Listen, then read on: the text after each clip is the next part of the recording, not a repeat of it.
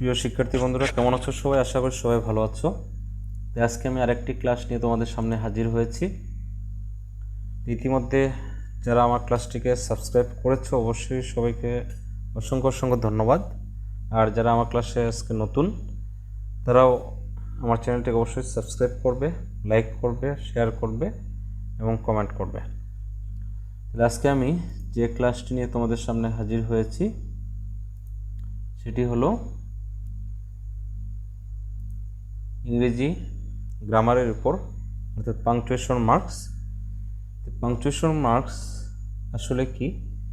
আমরা যে কথা বলি, যে কথা বলার জন্য যে বাক্যগুলো ব্যবহার করি, সেই বাক্যগুলোতে অবশ্যই আমাদের কি দরকার হয়? থামার প্রয়োজন হয়। আমরা একটানা কিন্তু বলতে পারি না।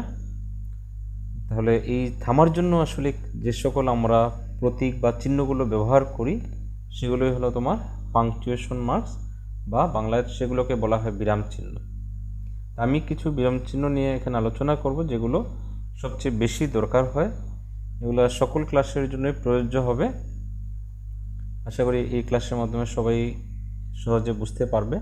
এরপর যদি কোনো সমস্যা হয় বা কোনো ভুল ত্রুটি থাকে অবশ্যই আমাকে কমেন্ট করে জানাবে।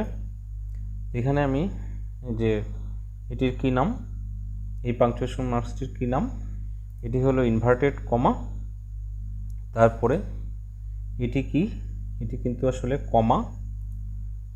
তারপরে দেখো এই যে আরেকটি চিহ্ন, এই চিহ্নটি আর এই চিহ্নটি প্রায় সেম টু সেমই লাগতেছে, কিন্তু এটা কি একটু কিন্তু নিচের দিকে আর এই চিহ্নটা কিন্তু উপরের দিকে। তাহলে উপরের দিকে যদি হয় এটার নাম হবে অ্যাপোস্ট্রফি। তারপরে কোশ্চেন মার্ক, তারপর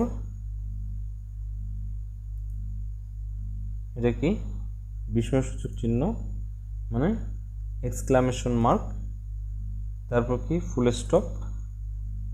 তারপরে দেখো এখন প্রথমেই আমি এই চিহ্নটি নিয়ে এখানে আলোচনা করব। তো এখানে দেখো কোশ্চেন মার্ক। তো কোশ্চেন মার্ক আমরা কি জানি? বাংলায় এটার অর্থটা কি? প্রশ্নবোধক চিহ্ন। তো প্রশ্নবোধক চিহ্নটা আসলে কোথায় বসে? কোনো বাক্য দ্বারা যদি প্রশ্ন করা হয় তাহলে সেই বাক্যটির শেষে কিন্তু আসলে প্রশ্নবোধক চিহ্নটি বসবে। প্রশ্ন করা হয়েছে কিনা এই বাক্যটা, এগুলো আমরা বুঝবো কিভাবে? অবশ্যই বাক্যের অর্থ কিন্তু ভালো করে জানতে হবে। আমরা ইংরেজি সবচেয়ে ভালো তখনই পারবো যখন আমরা প্রত্যেকটি শব্দের অর্থ বুঝতে পারবো। যদি অর্থ আমরা না বুঝি তাহলে কিন্তু আসলে ইংরেজি ভালো করে বুঝতে পারবো না। তাহলে যে বাক্যটিতে তোমার প্রশ্ন করা হবে সেই বাক্যটির শেষে কি চিহ্ন বসবে? প্রশ্নবোধক চিহ্নটি বসবে। ইজিলিভাবেই কিন্তু আমরা অর্থটা যদি বুঝি তাহলে সহজেই আমরা এই চিহ্নটি বসিয়ে দেব, যে এখানে লিখে দিয়েছি।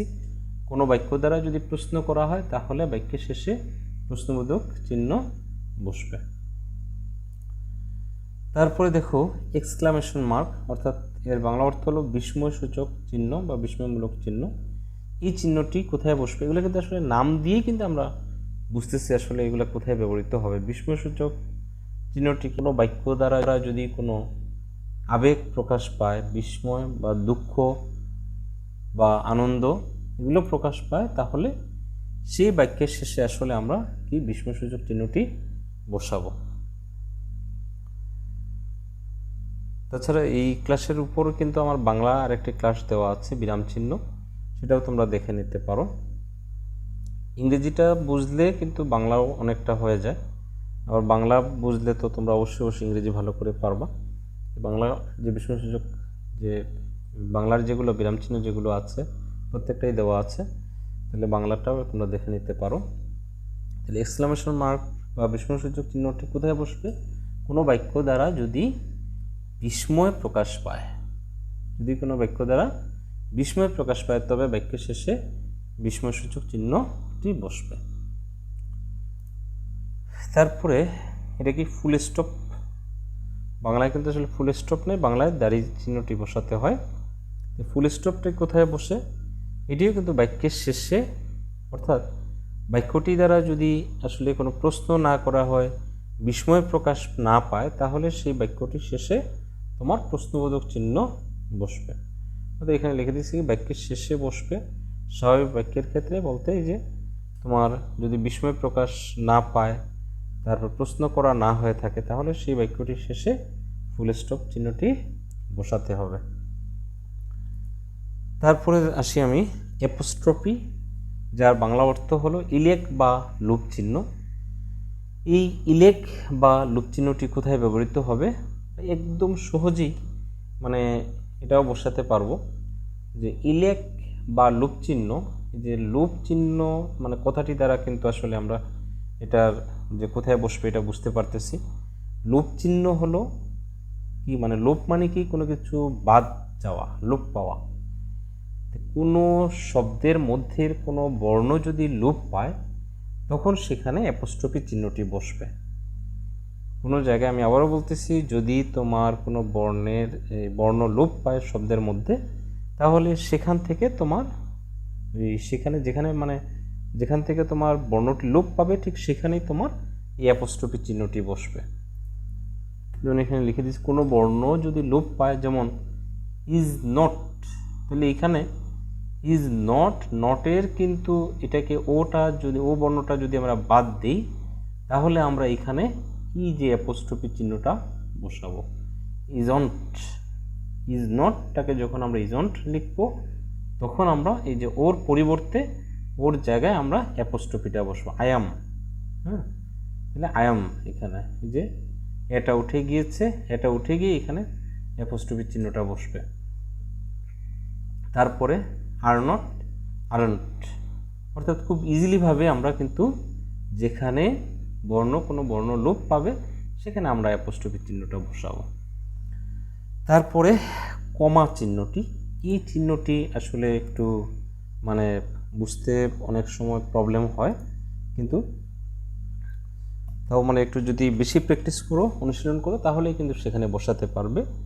এই কমা চিহ্নটি কোনো অল্প বিরতি যদি হয় বা সমজাতীয় যদি কিছু বোঝায়, তাহলে সেখানে কমা বসবে।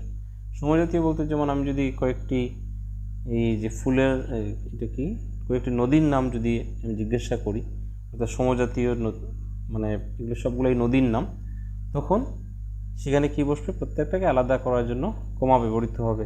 আমি কয়েকটা ফুলের নাম যদি বলি লিখতে, তাহলে সেখানে কমা দিয়ে আলাদা করে লিখতে হবে। কোনো দেশের নাম, অনেকগুলো যদি দেশের নাম লিখতে বলা হয়, তাহলে সেগুলো কমা দিয়ে আলাদা করতে হবে। অর্থাৎ সমজাতীয় কিছু বোঝাতে সেখানে কমা বসবে এবং অল্প বিরতির জন্য সেখানে কমা বসবে।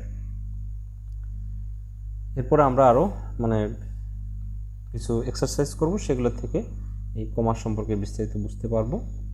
এরপর আসি সর্বশেষে ইনভার্টেড কমা। ইনভার্টেড কমার বাংলা অর্থ হলো উদ্ধৃতি চিহ্ন বা উদ্ধরণ চিহ্ন। এই চিহ্নটি কোথায় বসে? ডাইরেক্ট স্পিচের ক্ষেত্রে। ডাইরেক্ট স্পিচটা আসলে কি,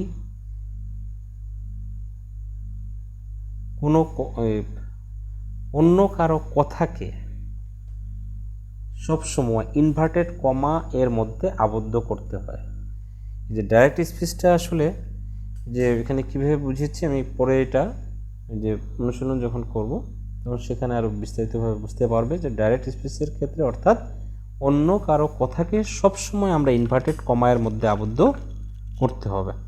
অন্য কেউ যদি কোনো কথা বলে থাকে বা বলে থাকেন, তখন অন্য কারো সেই কথাটুকুকে আমরা অবশ্যই ইনভার্টেড কমার মধ্যে রাখবো। এটা পরে আমরা এক্সারসাইজের মধ্যে আরও ভালো বুঝতে পারবে।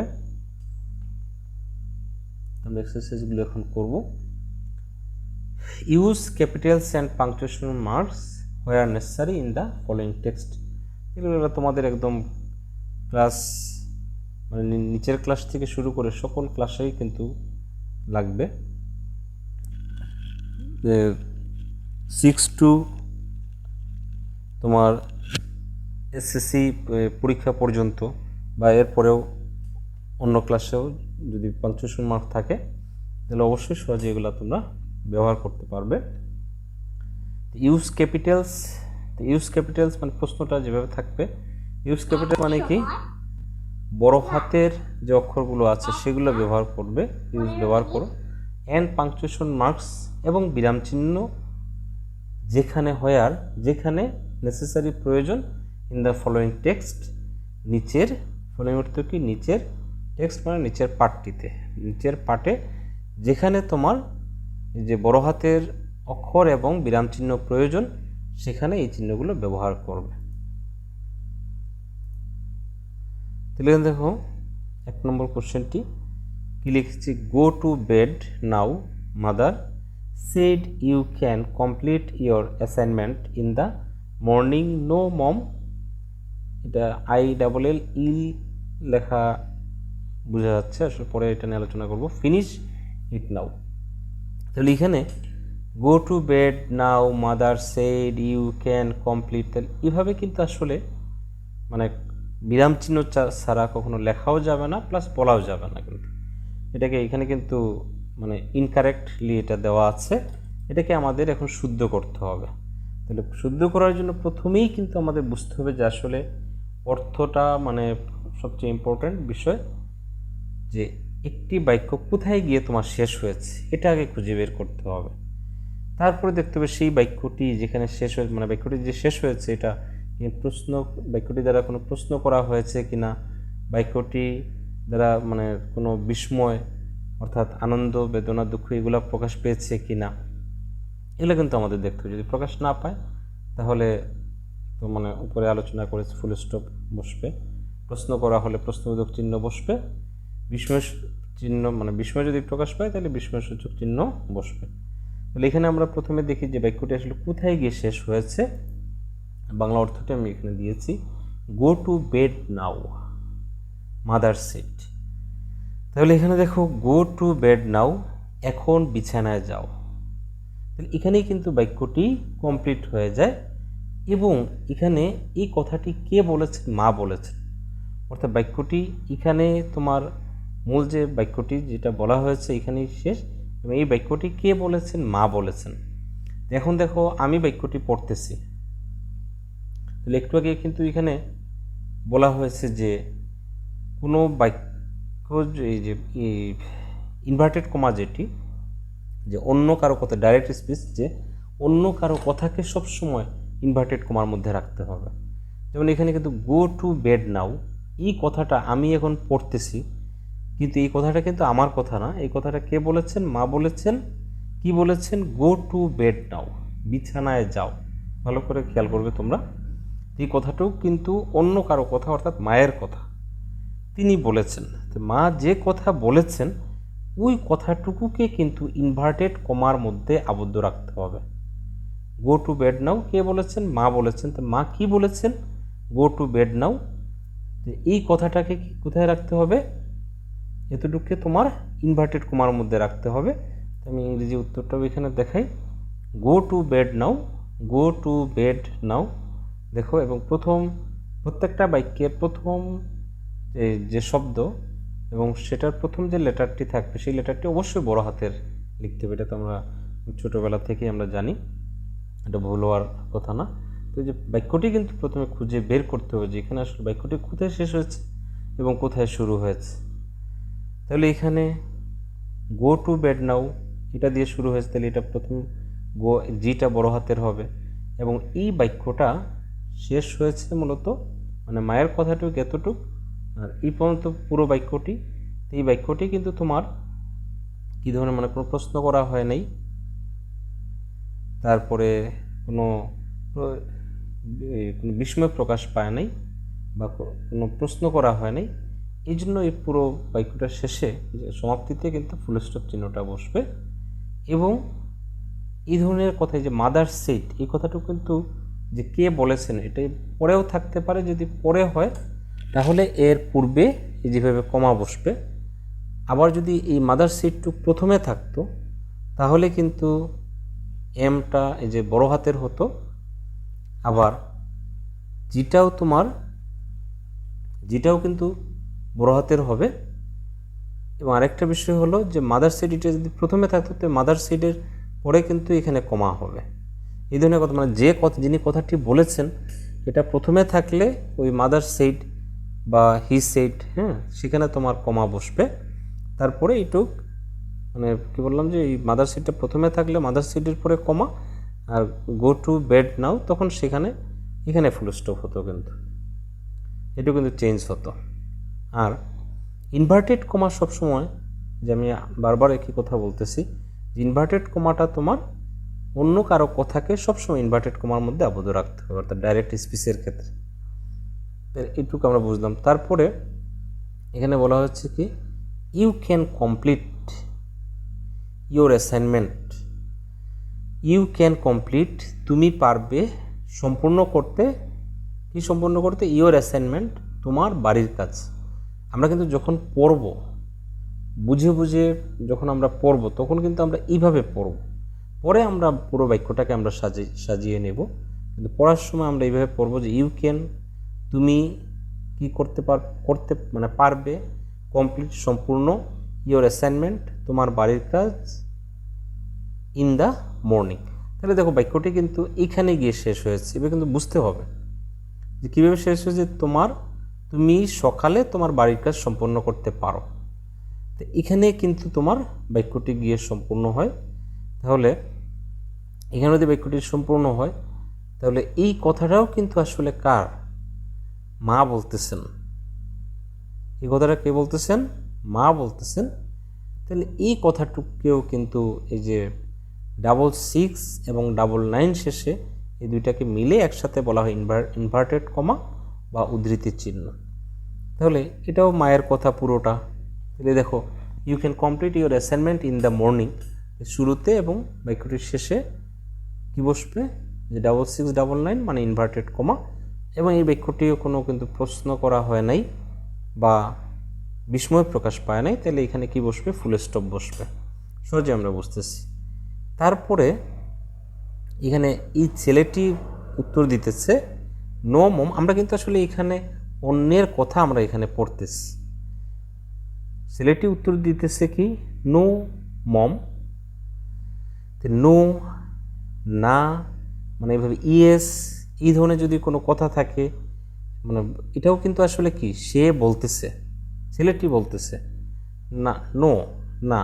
তাহলে নো, ইয়েস এই ধরনের যদি কোনো শব্দ থাকে, তাহলে তারপরেও সবসময় কমা বসাতে হবে। সে বলতেছে নো মম, না মা। এই যে এটা কিন্তু উপরে আই উইল, এটা ইল না, যদি আই ডাবল ইল, ইলের মতো লাগতেছে। এখানে বলতেছে যে আই উইল ফিনিশ। আই উইলটাকে সংক্ষেপে যে ডাব্লিউটা এখানে দেওয়া নেই, WILL, ডাব্লিউ নাই, এটা বাদ যাওয়ার জন্য কিন্তু এখানে অ্যাপোস্ট্রফি চিহ্নটা বসেছে। তাহলে এখানে আই উইল ফিনিশ ইট নাও, আমি এটা কি করব? এখন এটা আমি শেষ করব। I will finish it now. তাহলে দেখো, এই বাক্যটি, পুরো বাক্যটি কিন্তু কার? অন্য ছেলের। তাহলে এই বাক্যটির শুরুতে 66 এবং শেষে কিন্তু 99, মানে ইনভার্টেড কমার মধ্যে আবদ্ধ করতে হবে।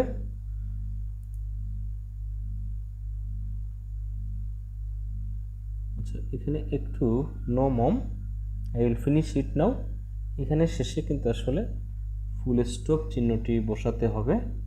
একটু মিস্টেক হয়ে গেছে, এখানে ফুল স্টপ চিহ্নটি বসিয়ে দিবে। যে শেষে এটা কমা হবে না, এখানে ফুল স্টপ চিহ্নটি বসবে। একটু ব্যাকে গিয়ে এটা আমি ফুল স্টপ চিহ্নটা বসিয়ে দিতেছি।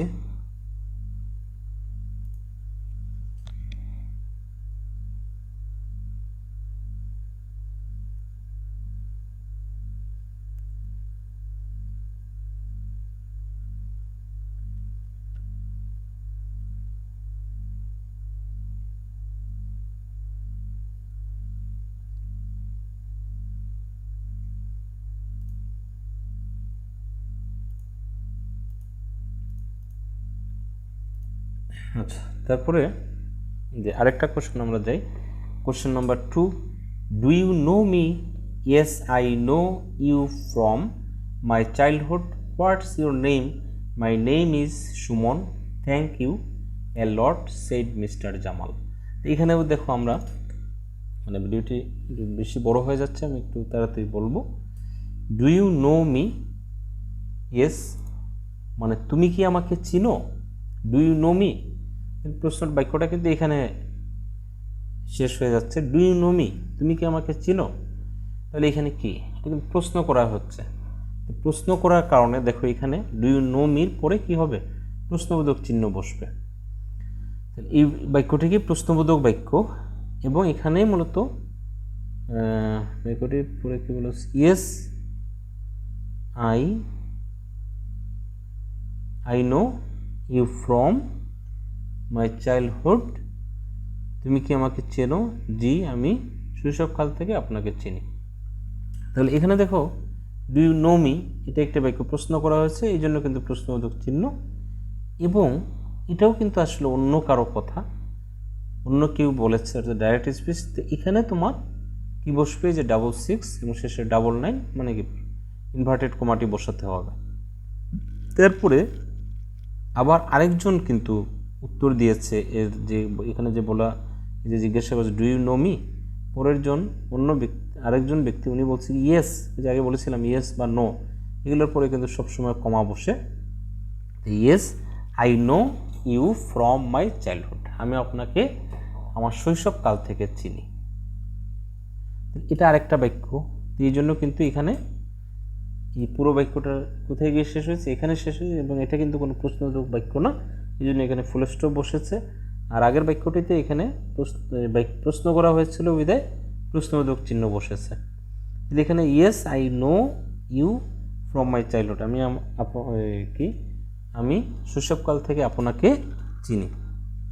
এখানে আরেকটি বাক্য, আর এখানে কিন্তু আসলে কে বলতেছে, আগেরটা কিন্তু মাদার সেড এভাবে ছিল, এভাবে কিন্তু আসলে এখানে লেখা নাই, কিন্তু এরপর আমাদের বুঝে নিতে হবে যে কথাগুলো ডু ইউ নো মি একজন বলেছে, তারপর আরেকজন বলেছে yes I know you from my childhood, তারপরে আবার এখানে কি বলা হয়েছে, what's your name, what's your name, এখানেও আরেকটু ভুল আছে আসলে, এখানেও ডাব্লিউটা হবে বড় হাতের, মানে যে বাক্যটি শুরু হবে এই বাক্যটি কিন্তু সবসময় বড় হাতের দিয়ে শুরু করতে হবে। আমি আরেকটু এখানে এটা কারেকশন করতেছি, এটি হবে বড় হাতের।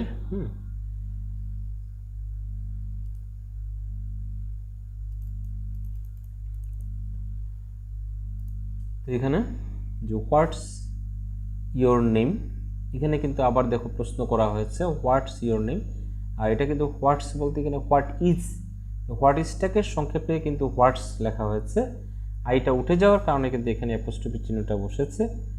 আর এটা আবার প্রশ্ন করা হয়েছে, এই জন্য কিন্তু এই বাক্যটিতে কি বসবে, নেমের পরে প্রশ্নবোধক চিহ্নটি বসবে। আর এটাও অন্য একজন ব্যক্তির কথা, এখানেও 66 শুরুতে এবং শেষে 99 হবে। হোয়াটস ইয়োর নেম, তারপর তাহলে আবার ওই যে ডু ইউ নো মি,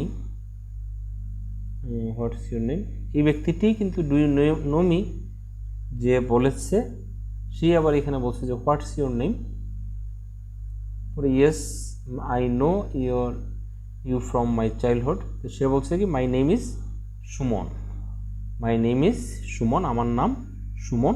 তাহলে এটি আরেকটি বাক্য, এইখানেও দেখো 66 এবং 99, অর্থাৎ ইনভার্টেড কমা দেওয়া হয়েছে, এবং এটা কোনো প্রশ্ন না বা বিস্ময় প্রকাশ পায় না এই বাক্যটি দ্বারা, এই জন্য ফুল স্টপ। তারপর সে বলছে থ্যাংক ইউ এ লট, তোমাকে অনেক ধন্যবাদ, থ্যাংক ইউ এ লট, তোমাকে অনেক ধন্যবাদ, সেই কথাটুকু বলেছে। তাহলে এখানে এটা 66 99 দ্বারা আবদ্ধ করতে হবে, এবং শেষে কিন্তু বলা হয়েছে সেইড মিস্টার জামাল।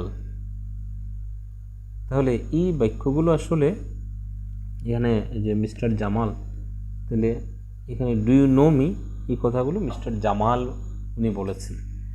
এরপরে দেখো মিস্টার, মিসেস, এই ধরনের কথা সবসময় প্রথম বর্ণটি বড় হাতের হবে, আই যেখানে থাকুক না কেন কোনো বাক্যে সব জায়গায় কিন্তু সবসময় বড় হাতের হবে, আই যে কোনো বাক্যে সবসময় বড় হাতের হয়, যে কোনো শুধু আই আর কি, অন্য কোনো না। আই যখন একটা পরিপূর্ণ যখন একটা শব্দ বোঝানো হবে তখন সেখানে আইটা বড় হাতের হবে। আচ্ছা, এরপর আমরা আরও কিছু কোশ্চেন আছে, এগুলো একটু দেখি।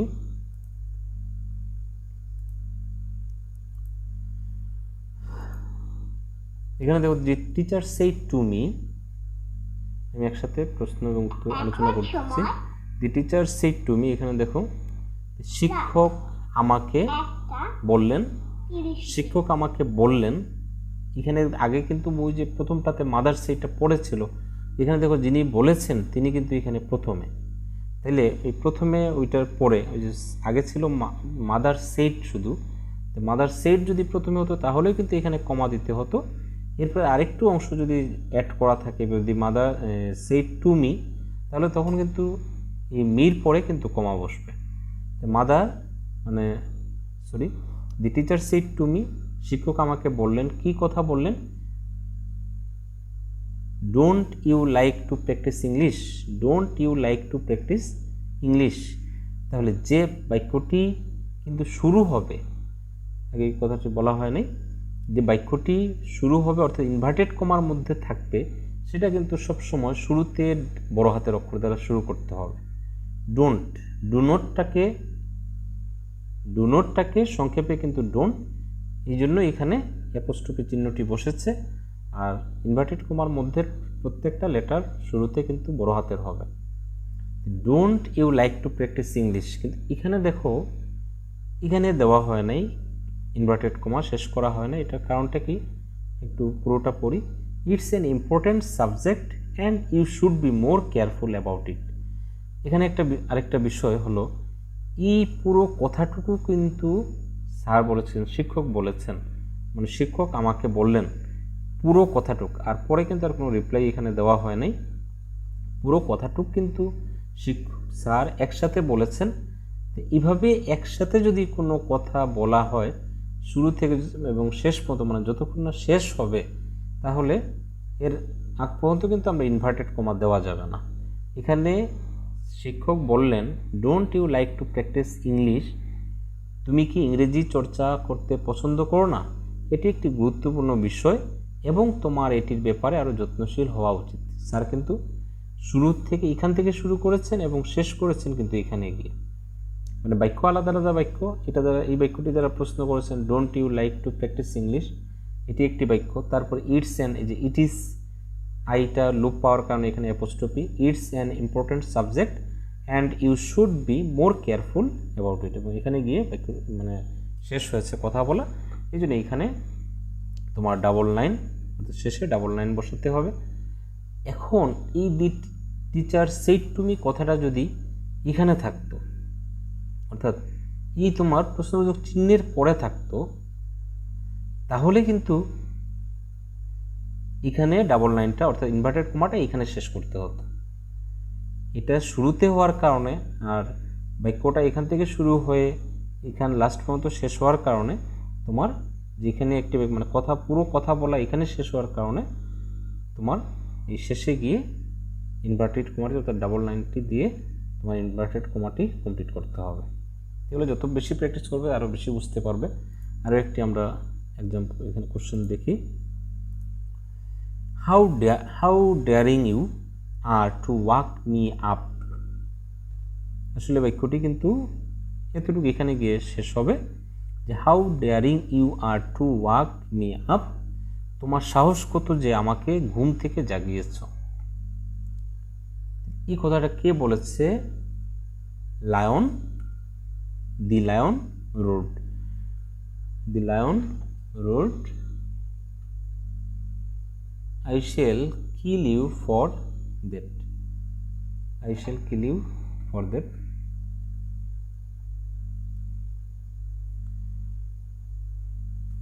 এখানে দেখো how daring you are to wake me up, the lion road,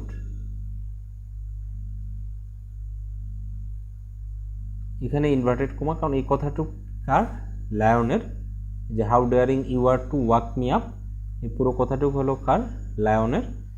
এবং এটা প্রশ্ন করা হয়েছে জন্য শেষে প্রশ্নবোধক চিহ্ন এবং তার প্রথম বাক্যটি এখানে শেষ।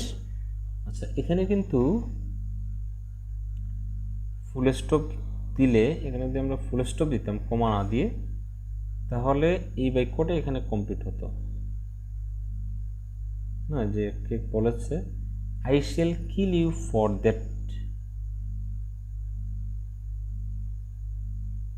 Road, I shall kill you for that, please let me go, আমি পুরোটা পড়ে নিই। Please let me go, the mouse cried, I did not mean to wake you up. আচ্ছা, পরের কথাটুকু হচ্ছে এটা যে please let me go, the mouse cried. এই পুরো কথাটুকু বলেছে কে? মাউস। সে বলছে I did not mean to wake you up. আমরা এখানে কিন্তু ফুল স্টপ দিতে পারি, I shall kill you for that. এখানে এই দি লায়ন রোড যদি শুরুতে হতো তাহলে ইনভার্টেড কমাটা কিন্তু আমরা এখানে না দিয়ে আমরা একদম শেষ মুহূর্তে অর্থাৎ এখানে দিলে হতো, কিন্তু যদি দি লায়ন রোড কথাটা এখানে আসতো। তাহলে এখানে তোমার এই যে কথাটা বলেছে এটা কে বলেছে? লায়ন বলেছে। এখানে আমরা ফুল স্টপ দিলে এটা একটু বিষয়ে, the lion road I shall kill you for that, please let me গো।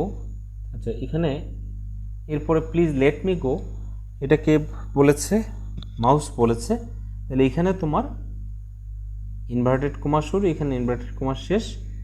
কে বলেছে? মাউস বলেছে। মাউসের আগে এখানে কি হবে? এখানে কমা হবে। তারপর যেহেতু এই বাক্যটা শেষ, এখানে full stop, I did not mean to wake you up. আচ্ছা, আমরা এখানে ফুল স্টপ দিয়ে দিব আর কি। হ্যাঁ, এটা একটু কারেকশন করে নিচ্ছি।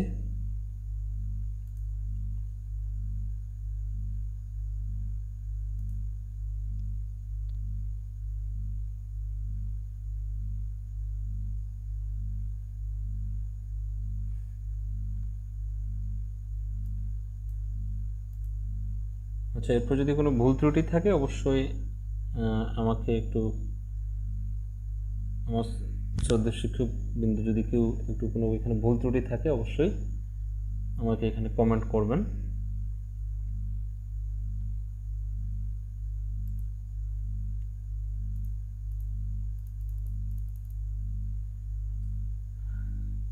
I did not mean to wake you up. এরপরে এতটুক তোমরা এগুলো আসলে খুব ভালো করে প্র্যাকটিস করবে। ভালো করে প্র্যাকটিস করলে আরও ভালো করে তোমরা বুঝতে পারবে। আর তোমাদেরকে একটি বাড়ির কাজ এখানে দিয়ে দিচ্ছি, এটি তোমরা এই কমেন্টসে এটার উত্তরটা পুরোটা লিখে দিবে। পুরোটার আমি জবাব দেওয়ার চেষ্টা করব। এরপর যদি কিছু জানার থাকে অবশ্যই তোমরা আমাকে কমেন্ট করবে। ধন্যবাদ সবাইকে।